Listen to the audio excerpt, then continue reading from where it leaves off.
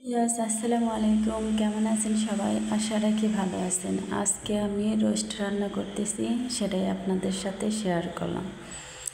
তো আগে আমি একটু লবণ আর একটু লেবুর রস দিয়ে রোস্টগুলো ভালো করে মাখিয়ে নিচ্ছি। মাখিয়ে নিয়ে আধা ঘন্টা রেখে দেব ঢাকা দিয়ে। তো আমার মাখানো শেষ, এবার আমি ঢাকা দিয়ে রেখে দিলাম। আধা ঘন্টা পরে আসলাম, এসে তেল গরম করলাম। তো তেল গরম করা হয়ে এসেছে, এবার আমি একটু ঘি দিয়ে দিলাম।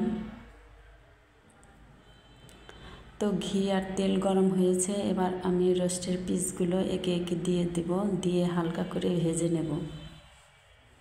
তো আমি এবার রোস্টগুলো উল্টিয়ে নিচ্ছি। এক পিঠ ভাজা হয়ে গেছে, আরেক পিঠ দিয়ে দিলাম ভাজার জন্য। তো আমার সবগুলো রোস্টের পিস ভাজা হয়ে গেছে, এবার আমি একে নামিয়ে নেব। তারপর আমি বেরেস্তা করার জন্য পেঁয়াজগুলো দিয়ে দিচ্ছি প্যানের মধ্যে। আর পোলাও রান্না করছি পাশের চুলায়, সেই চুলায় পোলাওর মধ্যে হালকা একটু ঘি দিয়ে দিলাম।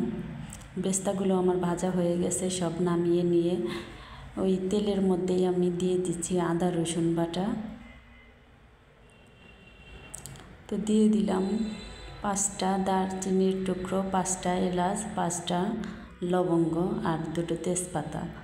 সেগুলো ভালো করে নেড়ে চেড়ে এবার আমি টমেটো সস দিয়ে দিলাম কিছুটা। আর আমি রেডিমিক্স মশলা দিয়ে রান্না করতেছি, তো সেই মশলাগুলো দিয়ে ভালো করে কষিয়ে নেব।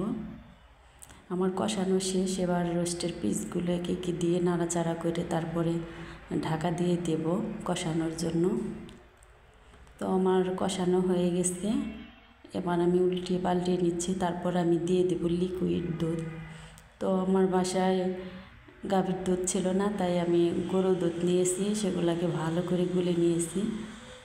সেই গরুর দুধ দিয়ে ভালো করে নাড়াচাড়া করে ঢাকা দিয়ে দিয়েছিলাম। এবার আমি কয়েকটা কাঁচামরিচ দিয়ে দেব।